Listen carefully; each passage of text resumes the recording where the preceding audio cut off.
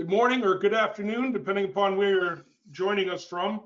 Welcome to the AU Expo presentation of secrets of high achieving firms. My name is Ray Soroy. I'm the Cloud Solutions Director at Microdesk, and we were asked to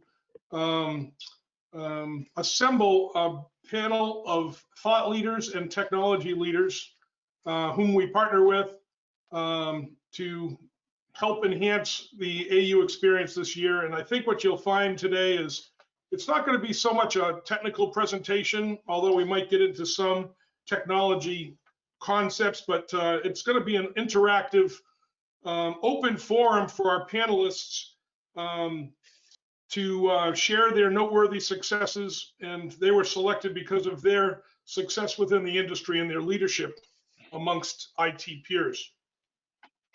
All the attendees will be on mute. However, I am going to be watching the chat room for questions as we go. And obviously I'll be adding your questions to the ones that I have for our panel. Before I begin, I would like to have each of my colleagues introduce themselves and explain what their role is and what part of the country they call home. We'll start with Eric. Go ahead, Eric.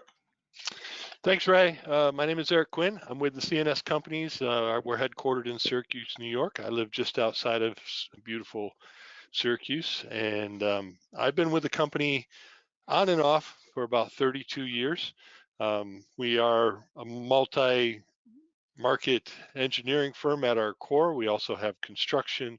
We have a software company. We have multiple companies, and so there's a lot of different technologies that we employ. Of course, with our core being engineering, we play in the same market with all the same tools as everybody else. So that's me.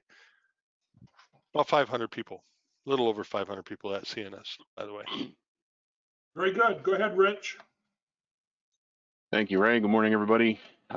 Work for Bohler Engineering. We're headquartered in Warren, New Jersey. I started here in 1999, so it's been a little over 21 years. There were 2 people in the IT department, and we had about 5 offices and 200 people. Currently, we're 15 IT people, 700 plus employees, and 27 offices. So Bohler focuses a lot on the land development, a lot of commercial, civil. So you can imagine the challenges there and the growth. Spent a lot of time early on going around all the different sites and tying them all together and pretty much building everything from scratch. So a lot of great experiences, through the years. Bohler had some challenges with, recessions and leadership, and, we are now a, employee-centric, employee-focused firm with, flexibility and, looking for all that in our employees. Is it's been a change throughout the years, let's say that. So, excited to help, however we can here. Great. How about Andy next? Thanks, Ray. This is Andy Knauf, and I'm with Mead and Hunt. Actually celebrating my 30th year this year, and we started out, at least when I started, we had 1 office and about 85 people. So I was the original IT guy at Mead and Hunt. And now we're up to 900 plus people. We got 35 plus offices across the U.S. And we're a multidiscipline firm, about 12 different disciplines that we dive into. Our 2 big ones are transportation and airports. But we've had a pretty interesting journey, and hopefully we share some of those experiences with you today. Excellent. Thank you, Andy. Go ahead, Chris. Thanks, Ray. My name is Chris Calaf. I'm the Director of Technology for Pennoni. Pennoni, we are also a multidiscipline engineering firm. We're headquartered in Philadelphia.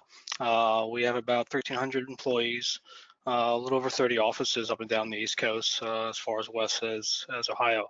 I've been with the firm for around 3.5 years. Prior to Pennoni, I used to work for another multidiscipline engineering firm based out of Baltimore for almost 20 years. Again, we've had similar experiences as the rest of the panel. Definitely looking forward to sharing it. We are a Panzura customer along with Microdesk customer, but yeah, various challenges, especially with the current pandemic. Excellent. Thank you very much. Now, we'd like to get to know a little bit more about the audience and the folks that have signed up for today. So we got a poll question that Jessica's going to help us out with. And I'm having a little bit of a trick. I don't see the cameras. I don't see the poll questions. So I do see the Jessica, is poll there question. something you can do to help us? Yes, the poll question is live. Only the attendees can see it. Okay, got it. Got it. Thank you. I'll give them a few more seconds to get their answers in.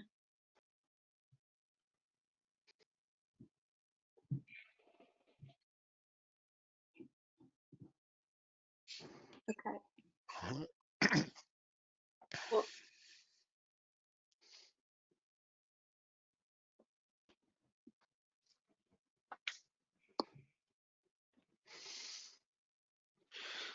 All right. I don't know if you can see the results, Ray, but at this point, Yep. You can see them? Yep, I can see them. I see that Okay. we've got about 2/3 of our group are in IT. We have another third or so that's other, and we have some architects amongst the group. Very good. Appreciate that. Okay, I'd like to start off for a question for the group. How in your planning and management of IT within your organizations, what is some of the driving forces within your organization? What is it in your corporate culture and in how you manage your IT that makes it work? I think one of we're all concerned about the same stuff, I believe, which is productivity, right? So there's always a balance that leans heavy towards the productivity side, and that's true whether we're talking about security or any other investment that we would like to have. It's always about how do we maintain a productive state, because we all recognize, at least the people on this call who all sit in IT, that we are not the revenue producers in the company. We're the big spenders, as a matter of fact. You know, yeah, yeah, there's only one type of overhead. That's a projector, and most of us got rid of those in the 1990s. So the rest of us, we all produce. It's just whether or not we produce revenue, right? So when we start thinking about what's the big driver, just like everybody else on the call, it's always about how do we make people more productive? How do we produce revenue? How do we make people do their jobs better?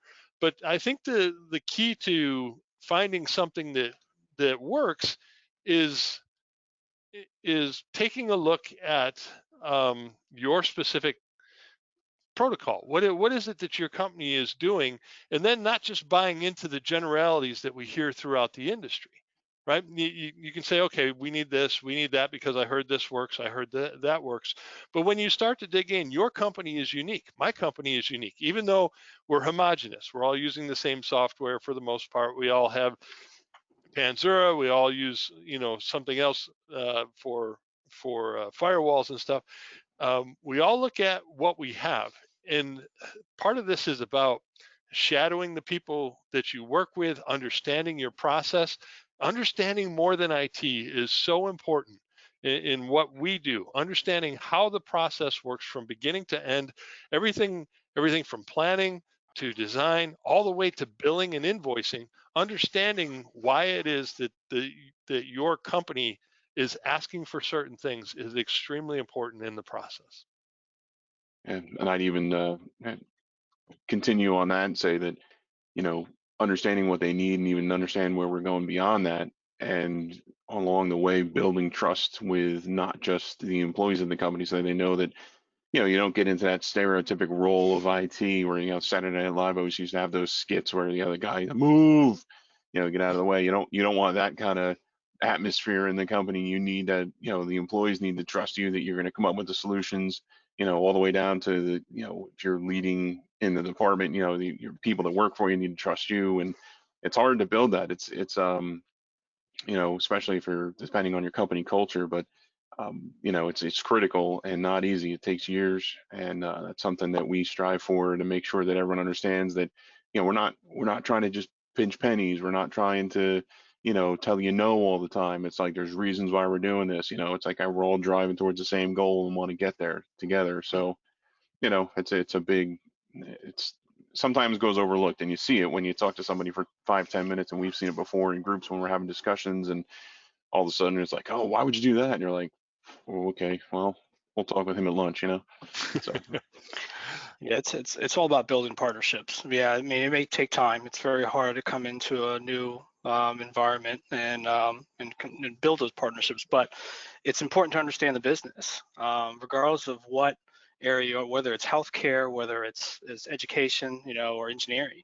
When we bring people in, new staff, I always tell them, I can teach you the tech. Tech's easy. But understanding or wanting to understand how we generate revenue and what's important to us. Like, for instance, what happens when AutoCAD isn't available? I mean, that's critical. Understanding the business is something that I would definitely encourage everybody who wants to be an IT for an AE firm. I think the big thing that I recognized a couple of years ago is people always come to me and say, I don't know what I don't know. And I really struggled with that. It's like, okay, well, how can I tell you what you should know?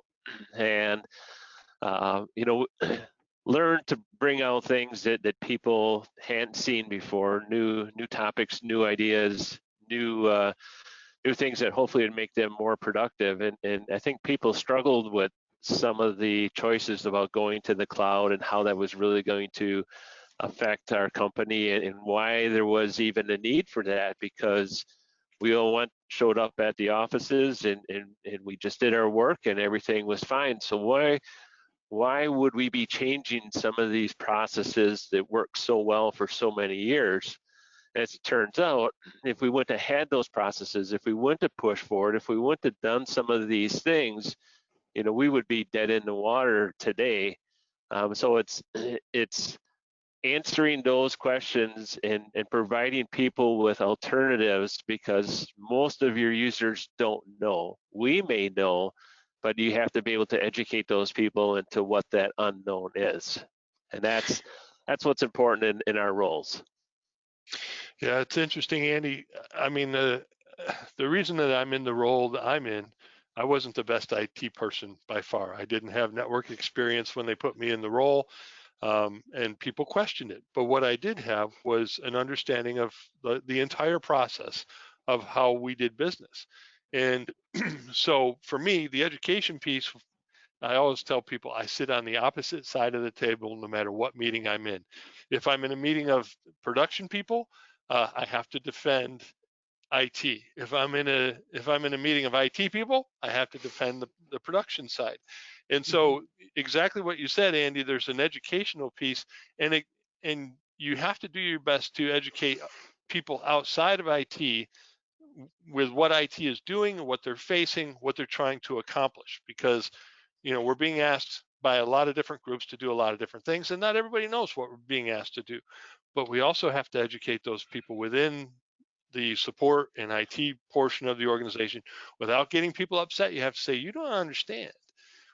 These people that are doing production, they don't sit and look at this software all day long. They don't know what it is. They're like, well, why don't they understand how to just do this and run as administrator, do this and this?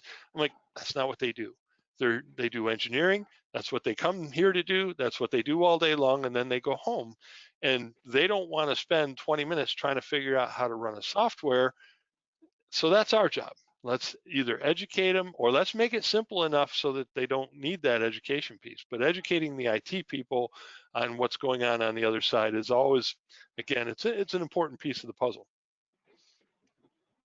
Yep, I would agree. That's definitely the most important. And it's interesting if you come from the industry. I mean, I started out when I was first hired, I was supposed to be part-time CAD designer and part-time IT, and that lasted less than a week. I had one project I worked on, and I did 2 other projects in my entire 30-year career, which is funny.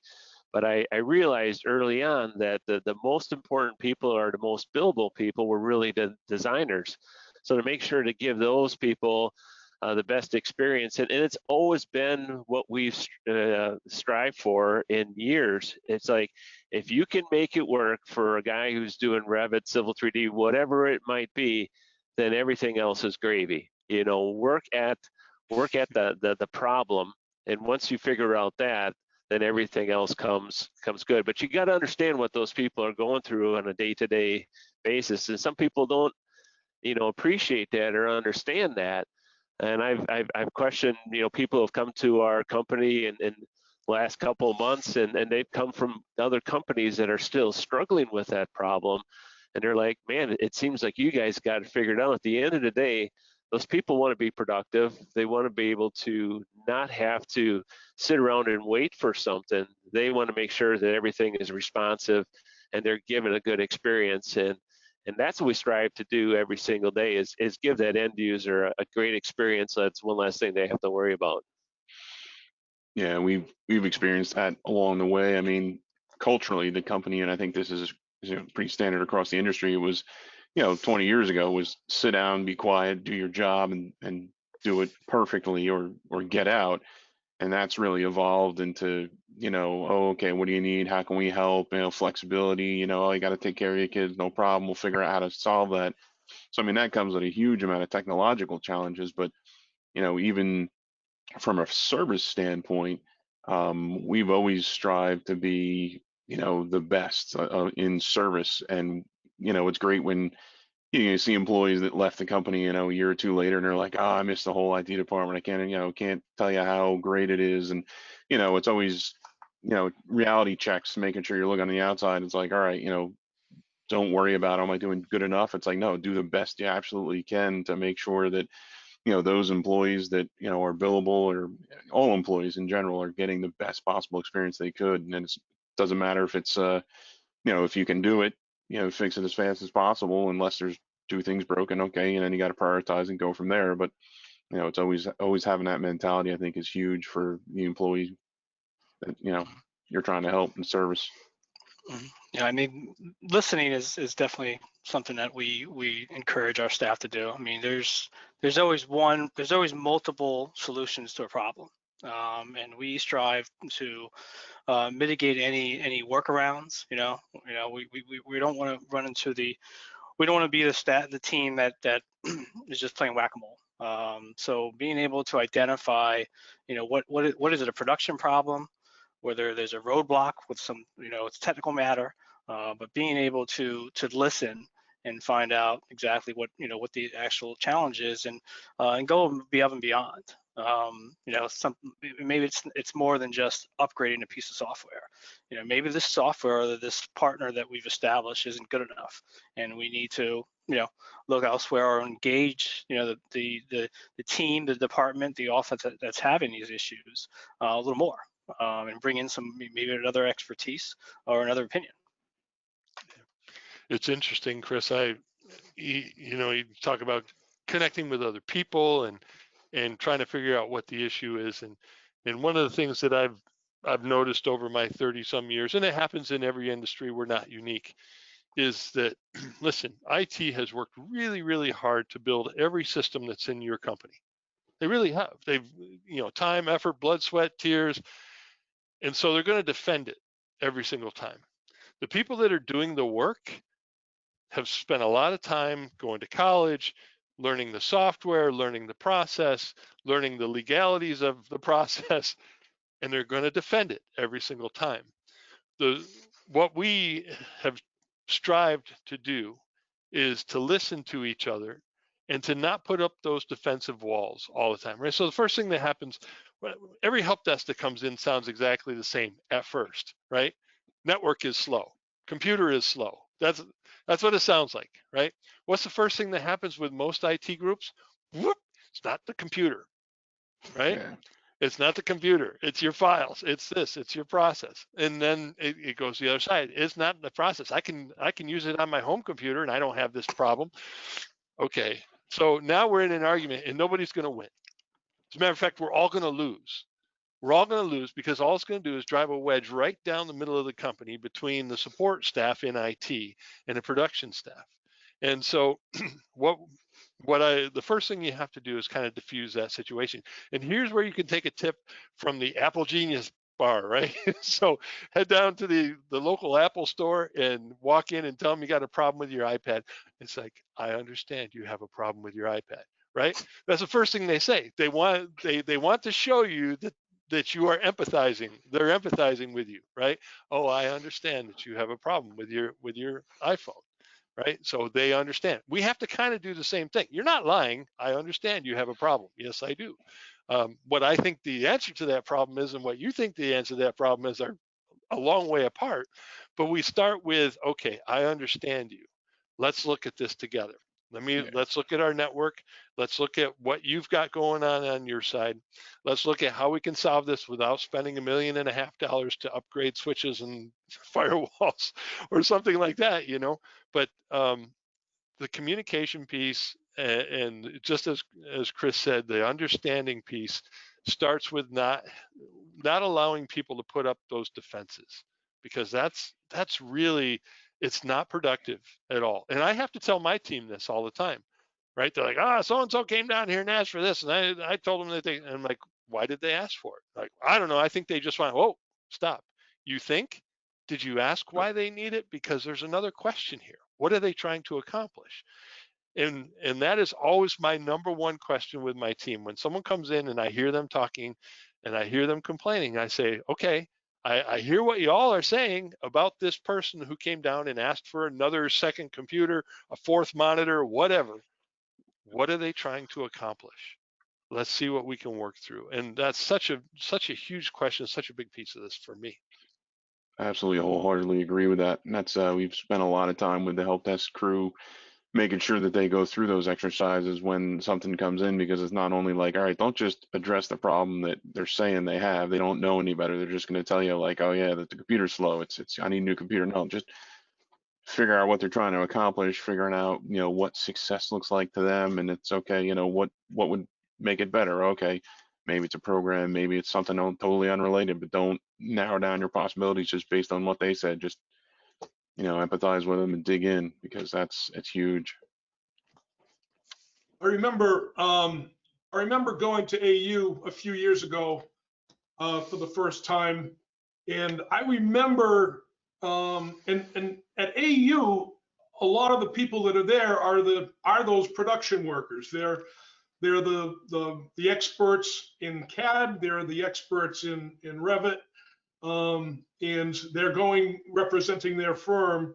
And I was amazed at how this body of leaders, design leaders within these firms had such a low opinion of the IT departments back in their companies. And I was just amazed by that, because I didn't think that we had that particular problem where I was.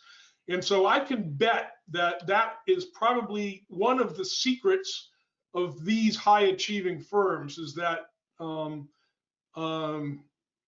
you bend over backwards to try and get to the bottom of what the customer's issue is, the internal client, as we call them. So that's definitely coming through from this group, and I appreciate that. I'd like to shift gears a little bit, and also have you guys talk about some of the obstacles that we have in our firms. We are, after all, competing for limited resources. There's not many IT firms that are overstaffed in IT. There's not many AE firms that are over budgeted. And so there's a you have to prioritize where the resources are going to go, and we are, after all, we have to, at the end of the day, we have to make the case. We have to make the business case. So I'd like to morph into some of the obstacles that we face and how we overcome them in our firms in dealing with our fellow managers.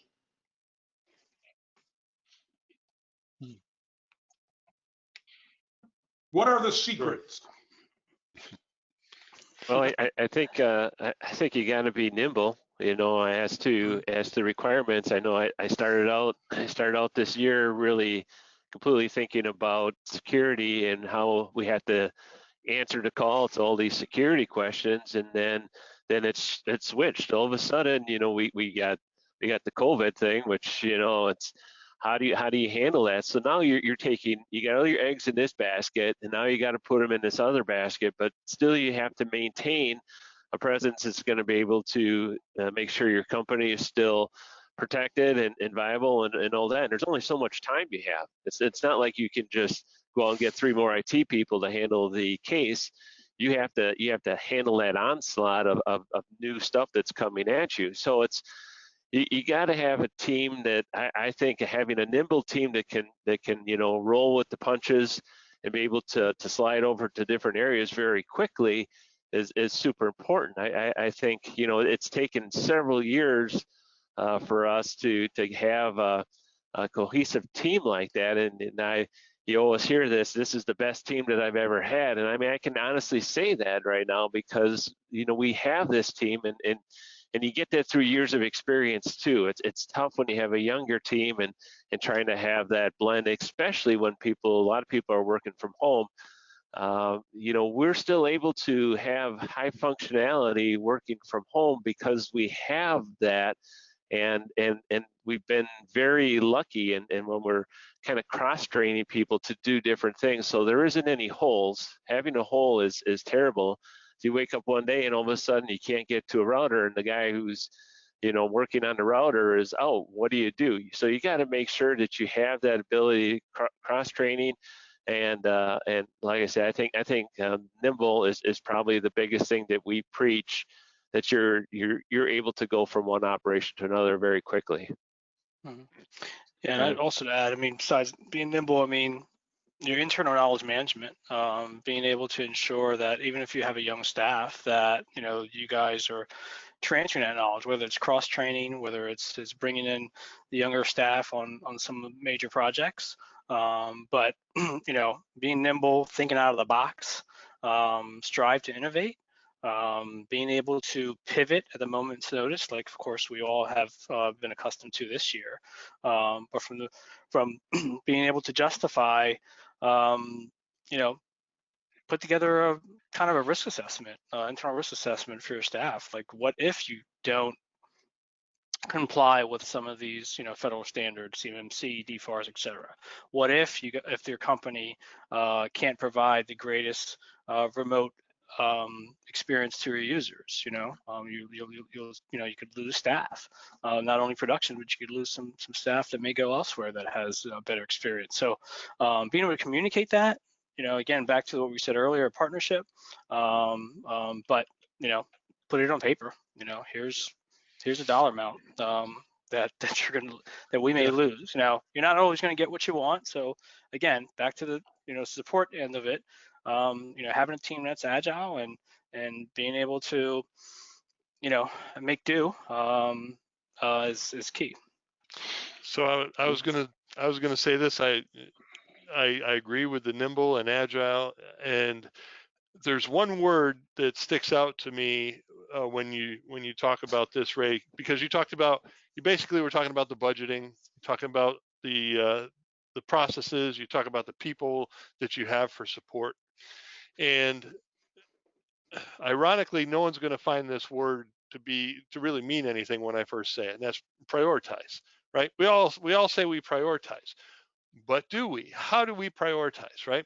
So what is priority? In IT, we end up saying priority is when someone walks in the room and says, I've got a ticket that needs to get done now. So we take that mentality, even though they didn't put a ticket in, but they walked into the IT area, we are now prioritizing one person. We do the same thing when it comes to our purchases, right? So when we get those tickets to say computer's slow, network is slow, our priority becomes better computer, or at least that question pops in our head. Do they need a better computer? I thought the $4,000 was going to be good enough. A $4,000 computer. Maybe I need a $7,000 computer. Maybe I need something else completely. Maybe I need to go from Dell to HP or to Lenovo or something like that. And we start thinking in that mindset. But if we're being pushed all around by what people are screaming at, then all we're doing is deprioritizing what we know to be true. So let me give my best example here. So we kept getting help desk tickets about speed, and I'm talking this was a number of years ago now, probably 7-8 years ago, and which sounds like a forever ago. But the problem was my computer is slow. My computer is slow. My priority was to fix AutoCAD, not make computers faster. How do I fix the Autodesk products? And that's what led me to Panzura, right? So Panzura, to me, became a priority because I saw it as the only thing that could fix the problem that every engineering firm with more than one office was having. And it solved other problems. So that became my priority. And I could hear the screaming in the background, better computers, better computers, better computers. And I started to focus on, but they don't know how to fix the problem. All they know is a faster computer should make something better for them because that's what they're used to. And so trying to keep that focus, right? So what Panzura did was come in and it resolved the latency issues between offices. Most of you people here have probably heard the Panzura story and what it does. But man, suddenly the call for faster computers dropped significantly, right? So now when we have the call for faster computers, we know we've taken that one thing out of the mix. So the prioritization is not easy, and we have to prioritize with people too. So let me step back in time again. Most of us say, do I need a network administrator? Do I need a systems administrator? What do I need to do? You know, I've got space to hire one person. What do I really need? Maybe the question is, do I have the technology I need to do exactly what Chris said, exactly what Andy said? Do I have the technology in place that allows me to take people and just put them into different places, no matter what their skill set is? We did that. I mean, Panzura took out a whole bunch of stuff that we didn't need anymore as far as backups and things like that. But then we put in some other technology that allowed people who had almost no history of systems administration. They were basically help desk people, but now they could look at the network and go, oh, I can see the problem. So while the priority, we prioritize what's urgent instead of what's important. And that's our mindset, because so many people say, I have an urgent help desk ticket that needs to get resolved now. I have a project going out today. Listen, everybody's got a project going out today, right? I don't know how many projects go out of your firm every day, but you know, people say, I need this fixed because we got a project going out this week. Yes, you and everybody else who's sitting here. We listen to the urgent. We need to prioritize the important. Okay. And I know that sounds trite almost, like I'm making light of it, but I have learned when to turn off the noise and to say, how do we get to the bottom of the problem and prioritize that? And it's funny because I hear a lot of people say, and I know I'm rambling, I'm sorry, everybody listening. There's other people that like to talk and you'd probably rather hear them. But, you know, you look at the budgeting piece of this and you say, how do we get to what's important? And that's the thing. We're all limited. Nobody here on this call has an unlimited budget, but we've done great things with what we have because we prioritized well. We prioritized the important. And it's always funny to me to hear people say, well, we need to spend money on this, we need to spend money on that. But I'm not gonna spend money on Panzura because that seems to be more expensive. And I'm like, wait a minute, you only do one thing. As an engineering firm, you create data, you create drawings and spec books. That's pretty much what you do. What are you doing with that? Don't you want that to be on the best solution out there? I mean, if you're going to skimp on something, I wouldn't skimp on where all of your the stuff you created is residing. I would make that bulletproof, right? And that's again, just being sponsored by Panzura. That's what Panzura has done for us. It's basically made that data bulletproof for us. So, you know, those are the types of priorities that you need to go in with and say, you know, number one, let's keep stuff from going down. Yes, it might be a year before people get those new computers that they've been yelling about, but let's get to the important instead of the urgent. Yeah, totally agree. And I think beyond the priorities is also trying to be proactive instead of reactive. And we were in a similar situation where we were trying to, like, eliminate some of the backup costs, eliminate some of the, super huge servers in every location, and, WAN optimization. There was, 4, 5, 6 different technologies we were trying to solve. And, we first started looking at the Panzura solution simply from the aspect of, people traveling between offices and not being able to, maintain where their files were, duplicating versions and all that kind of stuff. It was very frustrating, and we started looking at it deeper and being a lot more proactive with it instead of just looking at the problem in front of us, much like Eric was talking about. And you could just see that, okay, oh, this is starting to make more sense. Oh, wait a minute. Oh, even closer. And then, as we got closer and closer to, a virtual environment or, decentralized computing, whatever you want to call it, you're like, oh, virtual Panzura. Like, oh, wow, it's all making sense now. It's great. And, do want to get some notes from Eric on that $7,000 gold-plated computer he's talking about. That sounds pretty intense. I'm not running one. I think to follow up on that too, what Eric was saying is, I mean, we recognized years ago that the Opex versus the CapEx model, we really wanted to get away from doing those capital expenditures. It was not going anywhere. So I mean, we haven't bought a server in 6 years. And the reason we haven't had to buy had to buy a server in 6 years is really because of what Panzura brought to the table, and they've been talking about nimble. We needed to be able to have them go to the cloud. They went to the cloud, so we're able to have this mixed environment where we can have controllers at offices and we can have controllers going to the cloud. When we send everybody home, we send 98% of our people home. There was no way that we were going to be able to efficiently make that happen unless Panzura followed us up into the cloud. And we have people across the entire United States, East Coast, West Coast, and Central. We were able to stand up Panzuras very quickly and be able to serve that data from traditionally working in offices to cloud operations. So, we've been able to do a lot more with what we have, and I would say that we have gained probably 350 people in our office over the last couple of years, and we haven't had to add any IT staff. And how do you do that? You're not chasing your tail. You're not continually buying new laptops. I mean, people have 2- and 3-year-old laptops, and they might not be happy about it because it's not as shiny, it's not as bright. They might be driving Buicks instead of Maseratis, but that's okay because they can display on 3 screens. They can do all the work they need to do, and they're getting their job done, which is essential. That's the main thing. And then I think for years we always threw more at it. Let's throw more RAM at it. Let's throw more hard drive space at it. Whatever it is, that was always the answer. But to Eric's point, until Panzura really shine the light on that, we stopped chasing our tails after we found that solution. Yeah, to Rich's point as far as being proactive, and putting more investments in Opex. I mean, holding on to old hardware and stretching it as long as you can, it's going to produce those tickets.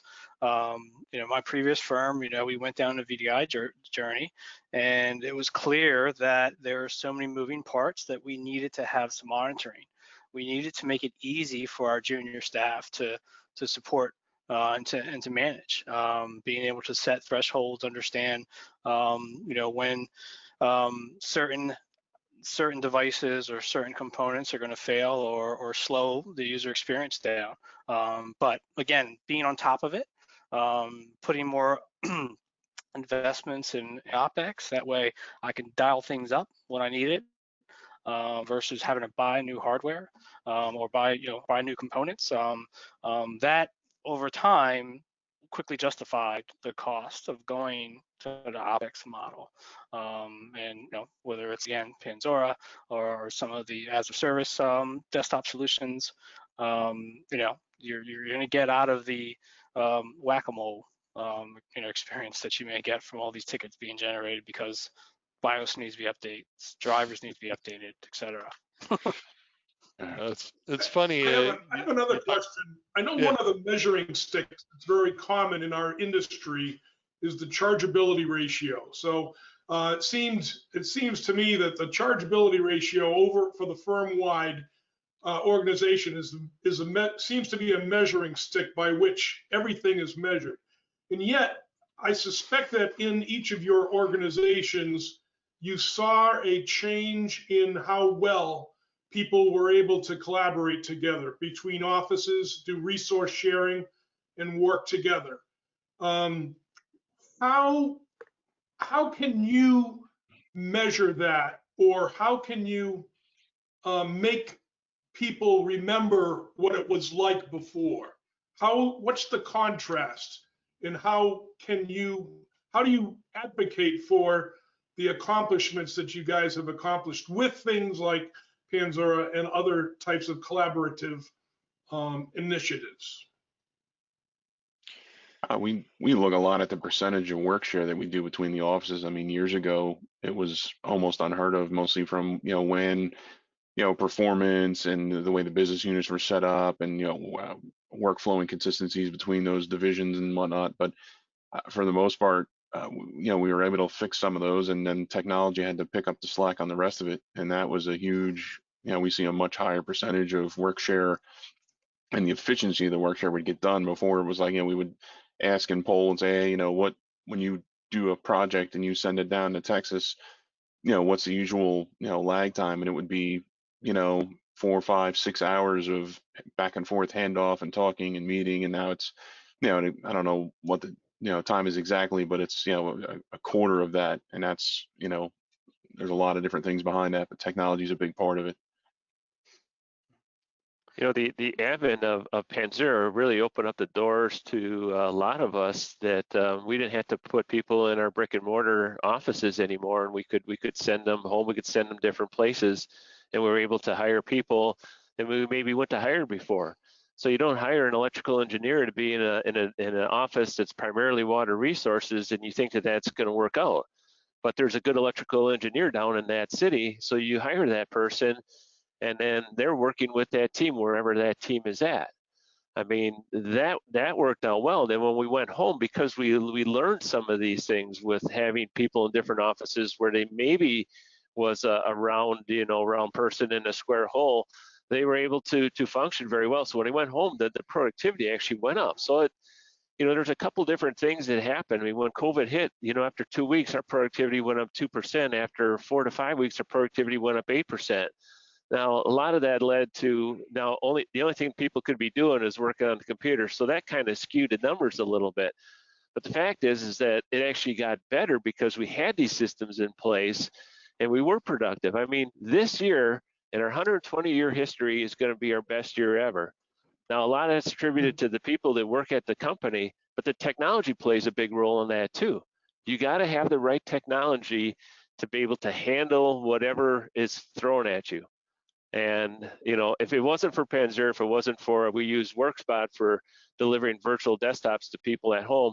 If we wouldn't have had those two synergies in place, it would have been a complete collapse of everything that we know.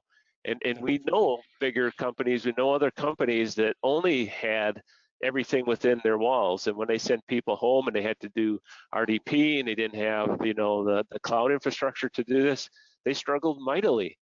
And there's always that, how much money do you put towards technology and where's the payoff? Well, a lot of us that invested in technology, the payoff was this year for us. So I can't speak of the measurement aspect, but I was fortunate to walk into an environment that demanded that. They didn't want any roadblocks, any reason why they can't use resources from other locations, especially our transportation division. They live and die on bringing in resources from various offices, whether it's up, from Virginia all the way down to Florida, at a moment's notice. If there's a skill set, experience that they require, they'd like to bring them on the team and start to work right away. So without the technology, we fail as an IT team. So it's important that we have, investments again in solutions like, the Panzura. We use Azure Of course, multiple connectivity options, redundancy, et cetera. And of course, like Andy mentioned, because of COVID, it was an easy transition. Now they're used to not sitting next to each other. More emphasis on things like collaboration tools, whether it's Microsoft Teams, whether it's 360, whether it's ProjectWise. Those technologies got a boost because of COVID. But there isn't really a silver bullet, and we support all those technologies. Yeah. That's interesting, Ray. You talk about measuring it. What if the most important pieces couldn't be measured, right? That's where I came from. So everybody wants to know the ROI. If you want to know the ROI for an investment like Panzura, I can give you the ROI for an investment like Panzura, like Meraki, like any other investment we've made over the years. But what if that's not the most important piece? And to me, it came down to user satisfaction.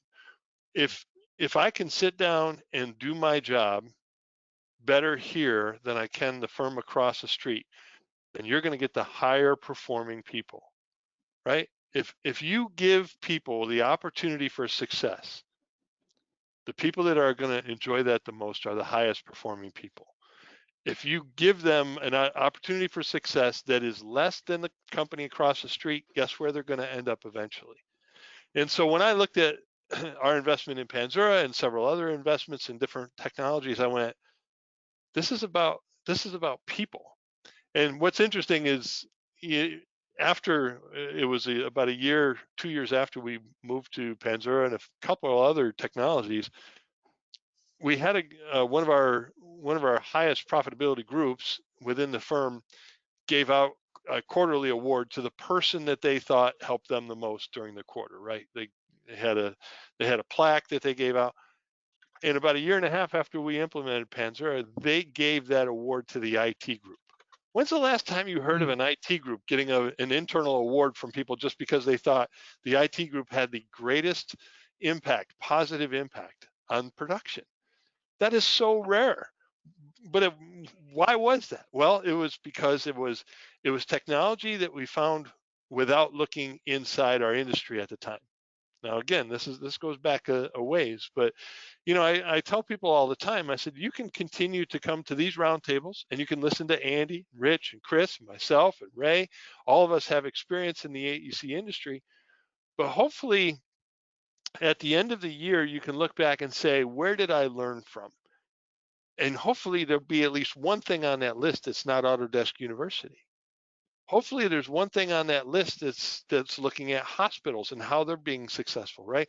Hopefully you're looking at how is it that Amazon's being successful? What does success look like for Amazon, right? Here's a company that became the biggest company in the world, basically, and they didn't turn a profit for 8.5 years.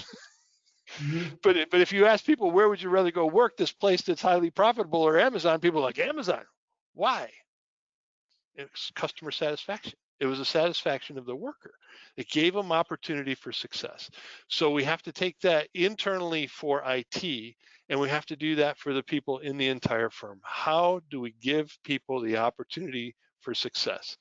One of the ways is not to limit them in every single way you can, just to be, to show that you exert control, right?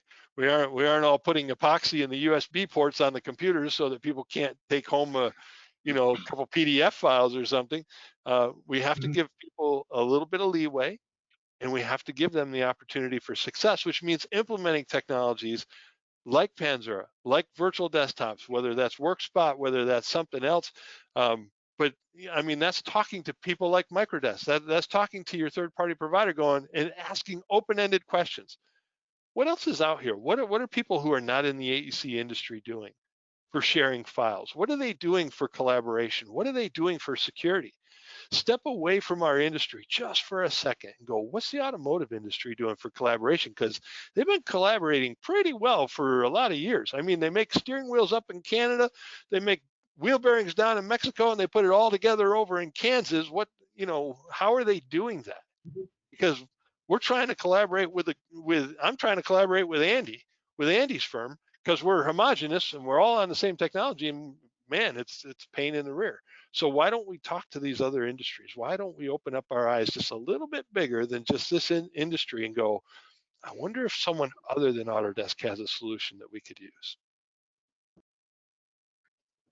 Andy, you've got some stories to tell about the feedback that the IT group got after the flooding in the spring of last year, and also obviously with COVID. As I recall, you were lauded pretty heavily by your coworkers and your team. Yeah, I mean, for us, we had, I guess we've had a little bit of everything. I had an office burned down. I've had flooding. I've had everything but locusts. That's going to be coming up next. But I tell everybody that the best 2 weeks of my entire career were the 3rd and 4th week of March of this year, which to most people that was probably the worst 2 weeks of their IT career. But that was the best. So you got to learn from things that if you don't learn from your mistakes, you're never going to get any better. I think it was about 2 years ago when we had a 500-year flood at our firm, and it was the first time ever that I wasn't able to actually drive to our office. I took about an hour and a half to try to get to our office, and I was finally turned away from the guy saying, "You do realize that you got to go through 3 feet of water to get to your office." Now, I don't know what you have for a brain there, son, but I suggest that you turn around and go back because you're not going to be getting to your office. And I'm like, okay, I guess I'm going back to my office. But that experience of having that flood really helped build everything that we were able to build, to accomplish for when the COVID thing hit. And I was lucky because the water receded after a day and we could get back to the office, and there was a lot of pressure, and everybody analyzed that, for this day we didn't have everything run exactly right, and they were really like, hey, we were really questioning IT, but we learned from that. We put those stopgaps in place. So then when COVID hit, it was, hey, this is unbelievable. You've done everything right. We didn't expect everything to be working this way. Because of those things that we saw some inefficiencies with that, we were able to correct and we were able to make better. So yeah, when the CEO gives you a call and says, yeah, you did a really good job, it's like, oh, that makes you feel good, because usually in IT it's, what did you do wrong today? But yeah, in the last couple of months it's been, hey, you hit everything on the mark, which makes you feel good, and to be able to have companies like Panzura to support you and to be able to attain that, that's pretty impressive. And one thing we really didn't even talk about today too much was what Panzura does for security. I've known several firms that got hit by some pretty bad ransomware attacks. I mean, that's one thing that kind of gets glossed over a lot is what they do for the encryption on their file servers. And what that means, because when you do get that ransomware attack, and everybody's going to get one at some point in time, it's not when or if it's going to happen, it's when it's going to happen. They do a hell of a job protecting you against that ransomware attack as well. Yeah, I got to tell a funny story, because Andy, you told about the flood. 2 years ago, beginning in January of 2018, we started to implement technology. We've been implementing technology, but I started to implement at a very rapid pace. There were a number of things that were happening, and I was like, we've got to get moving. And I mean, everything from Microsoft Teams to a new on-prem, we were getting rid of an on-prem phone system, going to a hosted PBX. We were moving away from WebEx, going to Zoom. There were just a host of technologies. And every 2 weeks, we were putting out an email with a video on how to use a new technology. And about March, I got a phone call from one of our vice presidents. This was March of 2018, from one of our vice presidents and one of our manager leaders. And they said, you have to slow down. You can't be doing this. You can't keep implementing all this stuff. It's overwhelming for people. They aren't keeping up. And I said, don't worry, we're going to slow down here in a couple months, but we've got some things that we have to get in place. That was 2018. 2019 rolls around.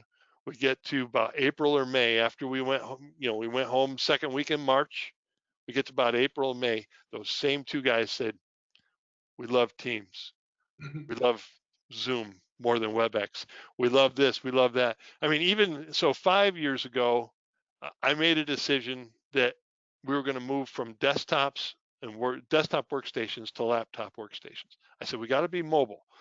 We have to figure, in case there's an issue, we need to be mobile. But I also want people to be able to collaborate in a single space. I want them to be able to pick up their computer, walk into a space, and 4 or 5 people just bang out some design ideas versus let's have a meeting, let me share a screen, let me go into a conference room that has a computer that doesn't have the software I need, so I got to call IT.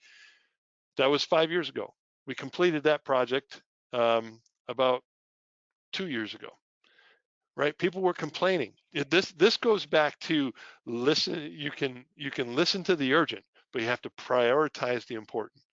Because I said, we're moving forward, and people are going, this isn't as powerful as my desktop workstation. This seems slower. I don't have as much RAM.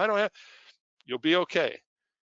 When these days, they all understand that what we did over the last 4 or 5 years, moving everybody onto mobile workstations, made all the difference in the world on the day that we sent people home.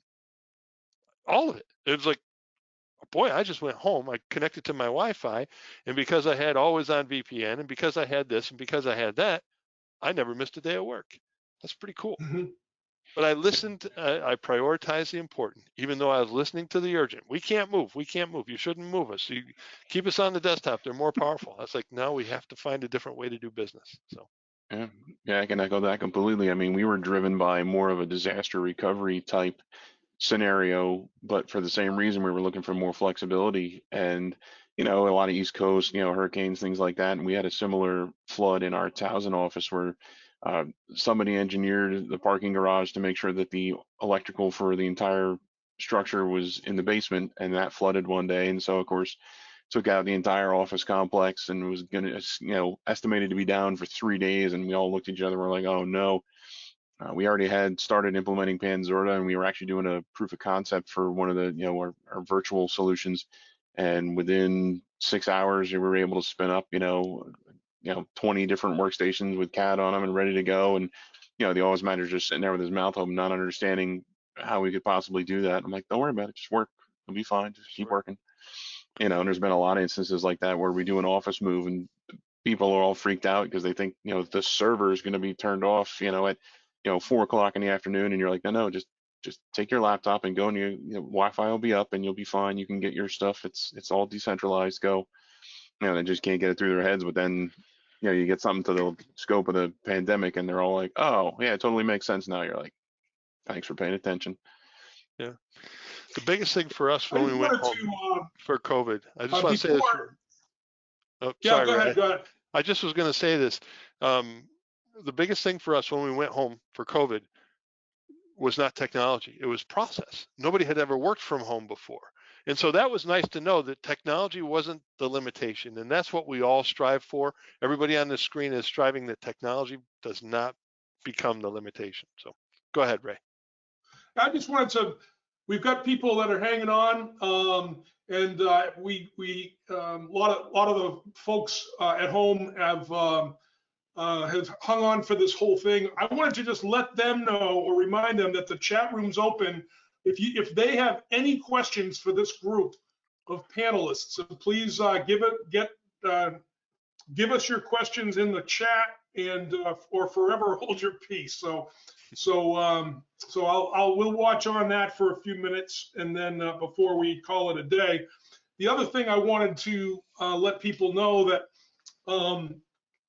this group of panelists and myself have known each other for many years, and this kind of roundtable discussion that you're enjoying today is something that this group is very familiar with. We've been doing it together for many years, both online as well as in person, back when it was safe to do that. And that one of the communities that we've taken advantage of is the ACEC IT Forum. If your firm is a member firm of ACEC, and if you're not taking advantage of the IT forum, then by all means, you should get signed up for it. It doesn't cost anything. It's included in, it's part of your membership. And of all the forums that the ACEC has, they have one for finance, they have one for HR. I can assure you that the group of IT professionals in our industry, in the architects and engineers industry, that are involved with the ACEC IT forum, both online and in person a few times a year, is very, very valuable. And it's basically through that organization that we've come to know each other, and it's become the biggest, most trusted source of information for me when I was a director of IT. So I wanted to put in a plug for that. I'm watching the chat room. I'm not seeing any questions popping up, so I wanted to just give our panelists one more shot at any additional things. I'm glad that data security and the immutable file system that increases our ability to have resiliency in our direct delivery of services came up. So that's a big thing. And security is only becoming more and more of a big thing. So it's good to have that box checked. The soft skills, the customer service attitudes that these gentlemen have and deliver in their delivery of services to their firms is clearly one of their secrets of their high achieving firms. But I'll give it back to you guys on the panel if you have any closing thoughts or any particular things. Here's one question. A firm with one office. Here's a question. A firm with one office, 6 engineers, at what size do some of these solutions, Panzura, WorkSpot, everything, become effective and cease to be cost prohibitive? So a one office firm that doesn't have to collaborate with multiple offices, there's still ways to get into Panzura solutions that are for one office. It's called Freedom NAS. So there's definitely solutions that scale down to one office. I don't think any of these guys are using that, but I'd like to, they mentioned Panzura WorkSpot. At what point do you think WorkSpot starts to become cost effective, you guys? Most of you guys are WorkSpot users. Well, it's interesting. Yeah, go ahead, Andy. I mean, especially now, its value is, you can't even really measure it. Yeah, you get a big monthly bill, but you figure when you're working from home, you just, it's the only way that we've been able to work. I mean, we had Panzura over 7 years ago, and then that was just great. But the ability to work from home or work in these offices where you weren't able to put infrastructure in was always a problem. So to have something that could slide into that and not fundamentally change, what you're doing. I mean, that's you can't even put a price on it. I mean, we went from about 55, 60 people to 260 people using WorkSpot in 2 days. So on March 13th, we had, like I said, I think it was around 60 people using it. On March 16th, we had 260 people using WorkSpot, and people were able to go in and click on that icon, and everything was the same, and they were blown away. They didn't even know that it even existed. I mean, because they had desktops and they had laptops, and that's what they did. So it's really hard to even measure that. I mean, yes, there's always that cost, but when you're waiting around, that costs you time. Time is the most expensive thing that we have. So I remember, way back when I was first starting, and I was working, I think it was AutoCAD 2.5. And if I wanted to do a Zoom extent on whatever I was working on, I knew I had a 15-minute break. So I did a Zoom extent, and I went and I had my little break, and I came back, and my thing was finally done redrawing. Well, all that adds up. You know, if whatever tool you can give them to make them more productive, that pays for the tool. So undoubtedly, what I hear most often is that we can't afford this, and I say, how can you afford not to have that technology? How can you afford to wait around? How can you afford to be 10 to 15% less productive when your user's billing out at whatever, a couple $100 an hour? How much are they losing every single day? And that's where you got to kind of frame that is how much are you losing by not giving those people the right tool to get their job done? And in that same vein, you can look at it and say, all right, well, what about, you know, disaster recovery or, you know, being offline or ransomware attack? I mean, you know, with the cloud, it makes everything scalable enough where it's affordable. You know, you scope your data properly of what you need live, and you archive some or whatever. And, you know, even if you have one office, it's like, okay, well, if you have your one office and you have the cloud, you know, you can baby step your way to being completely virtual if you want to, or you can, you know, just have a almost like a hot site on standby, you know, with monthly payments and things like that. It makes it really easy to do, much so more than, I mean, you look back 3, 4, 5 years and it's like, you know, only the crazy financial institutions were looking at having hot sites and, you know, trying to have that level of redundancy where it's pretty much anybody can do it now. It makes sense for almost anybody. Having a vision of the future. So I'll get to a more specific answer to that question in just a second, but I just want you to think about something. If this pandemic had come along in 2015, would we all have gone home and worked? Probably not. It would have been very difficult to accomplish what so this is 2020. Think about where we were 5 years ago and where we are today, and then make that same adjustment for 5 more years from now.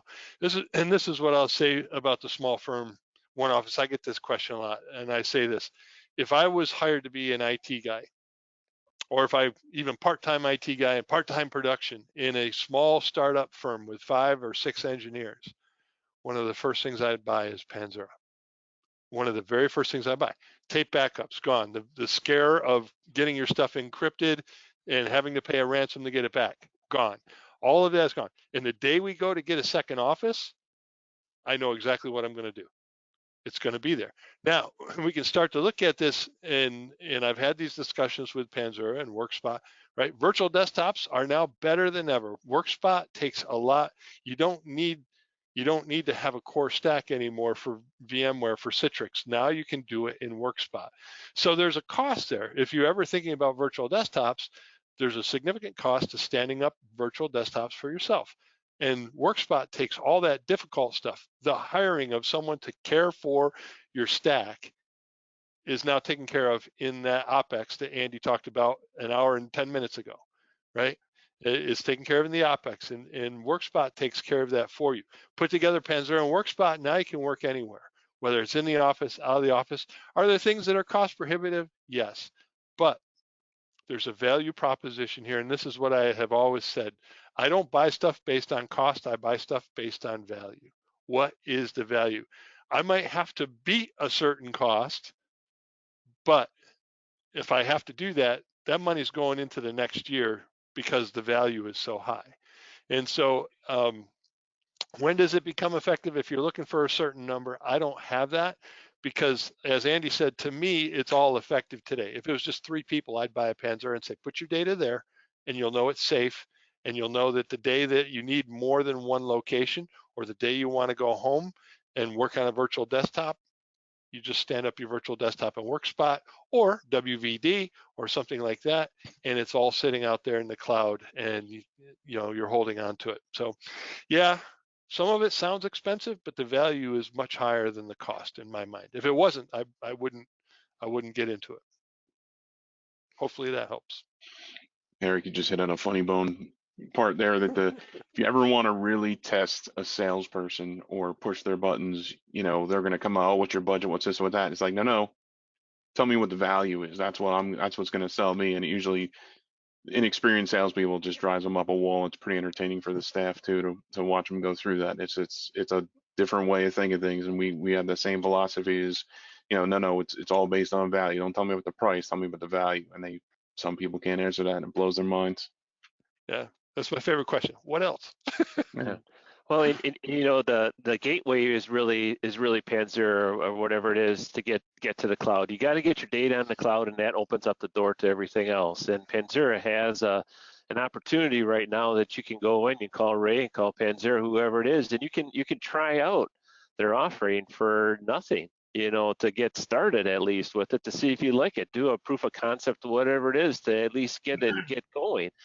But if you don't even start, you know, we're all on Panzura, and we all know its efficiencies. You know, when you talked about 2015, Eric, well, 2015 is still what a lot of companies are dealing with today. Yes. They're not in 2020. They're in 2015, where we were in 2015 mode.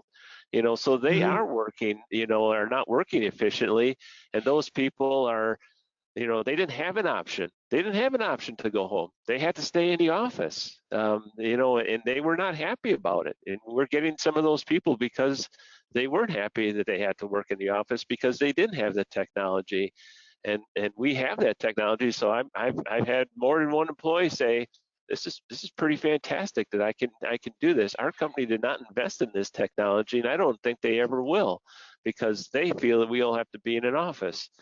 Well, this isn't slowing down. You know, those people that are not taking that and making that investment, it's hurting them every single day. And it costs a whole heck of a lot to retain people. Getting a person in the door and actually in a seat, it's thousands and thousands of dollars. So if you just look at the retention of people and the training that you do in people, if you're losing people because you don't have technology, that alone with everything else we talked about should be enough to you know, push you in that direction, I would think. Yeah. A couple questions have come in. Ray? Yeah, a couple questions have come in, and one of them was, do you need Panzura if you're going to try and if you're going to implement WorkSpot? And I think one of the things that I've found is that WorkSpot doesn't give you a file system to work on. You need some kind of a file system for those WorkSpot cloud workstations to work on. And so the alternative to a Panzura would be something like a Windows server up in the cloud. And so contrast, if you would, gents, how would you compare having, say, a half a dozen WorkSpot workstations working together on a virtual Microsoft Windows server? How would you contrast that to having that half a dozen people working on an immutable file system like Panzura? I do want to answer the question with a simple yes or no, though. The answer is no. WorkSpot says that, and I haven't done it, but because I have had Panzura since 2013. Right. But it will work with the blob stores that's in Azure or in the Google Cloud platform that WorkSpot's in. I believe they're in Google Cloud now. But no, you don't need a Panzura, but it's very helpful to have one because it checks the other boxes. For instance, people that are sitting in an office versus people that are sitting at home, they can get, unless you're 100% WorkSpot, which you can be. There's that.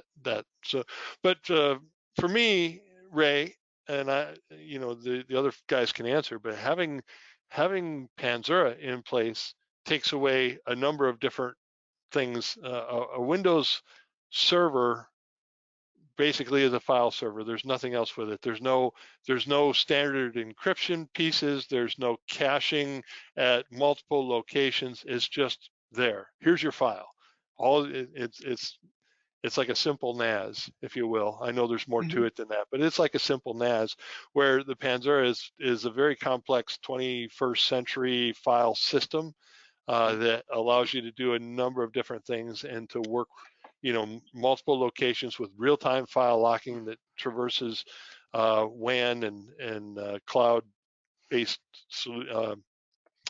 technology. So it is, again, you know, there's a number of ways you can go. You can put a lot of WorkSpot in and have one virtual Panzura, or even blob storage, or a Microsoft file server. But again, you know, you got to look at where you are and what works for you.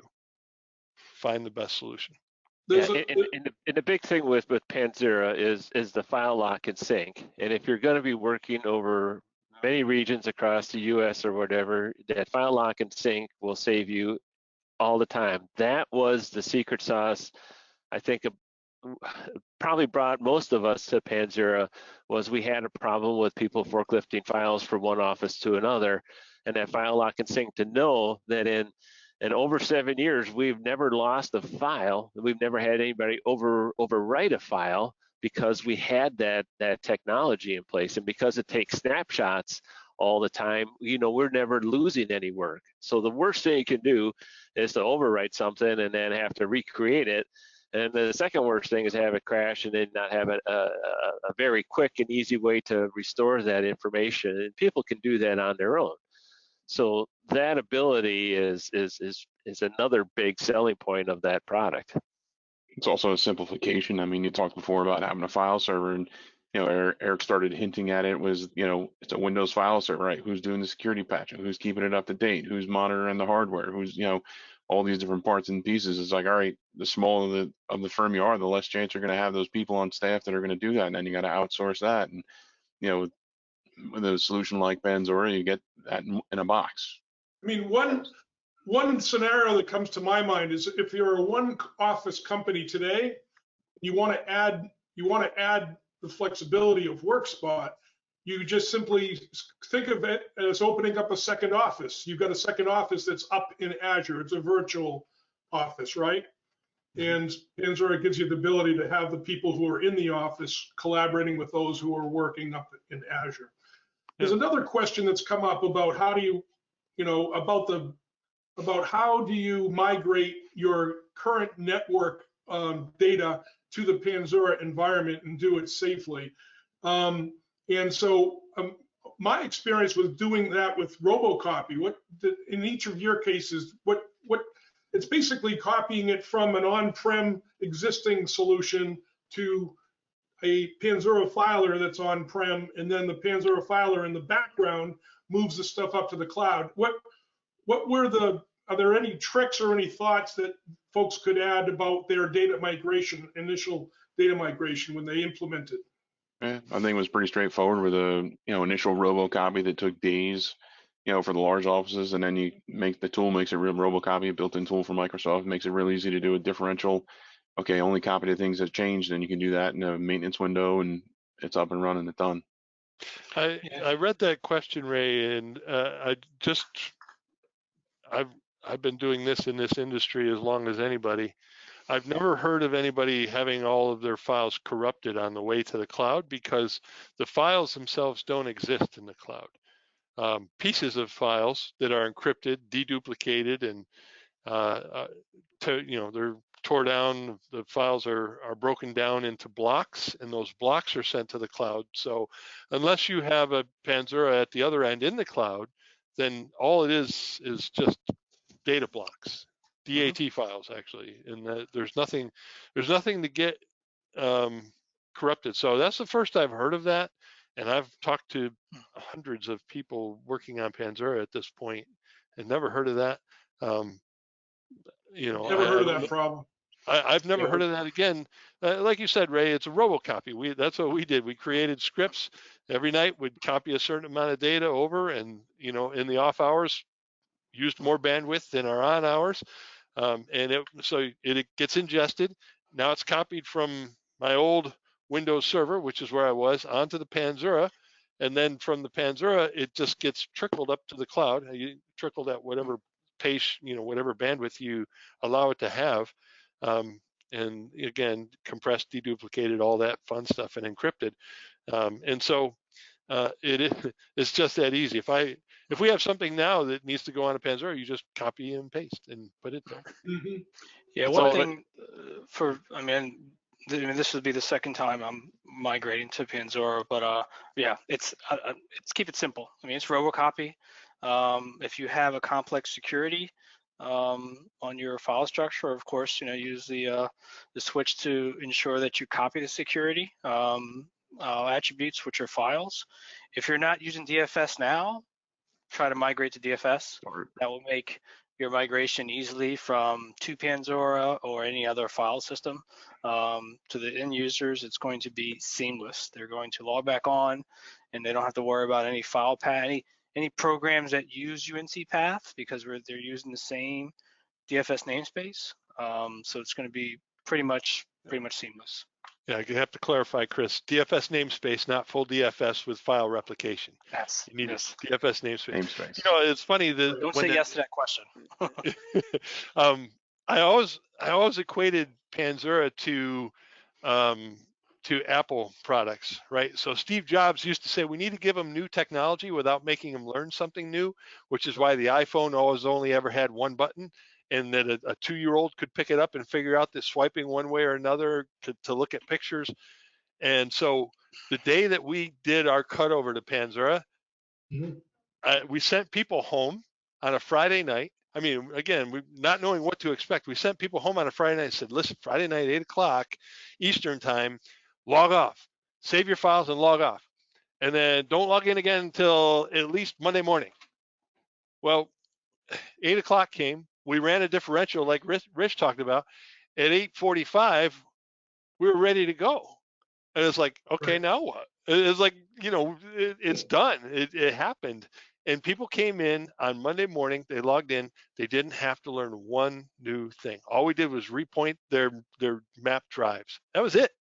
And so they were like, oh, I go to the F drive again? Yep, that's where the projects are, where they've always been. It just was pointing to a new data store. So it was really simple.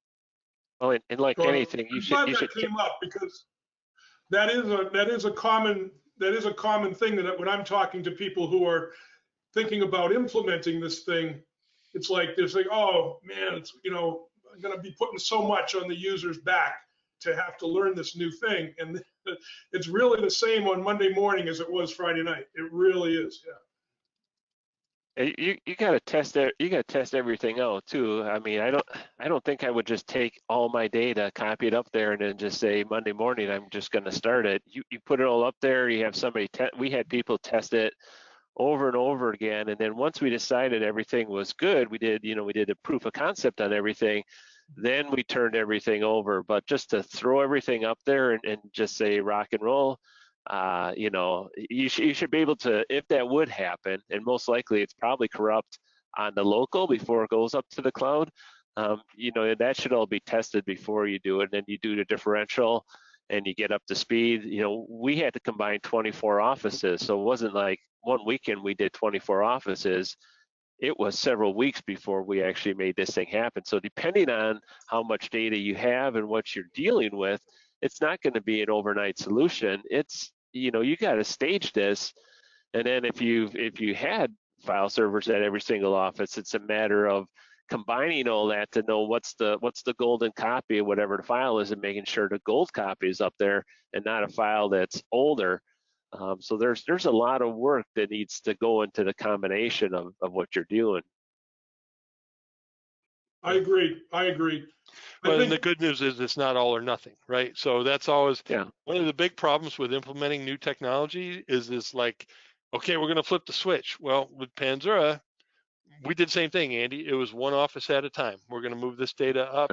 We're going to cut people over. We're going to put the Panzura. And so it wasn't like, okay, we got to have someone in every office that's going to pull the cable and switch stuff. No, it was all good.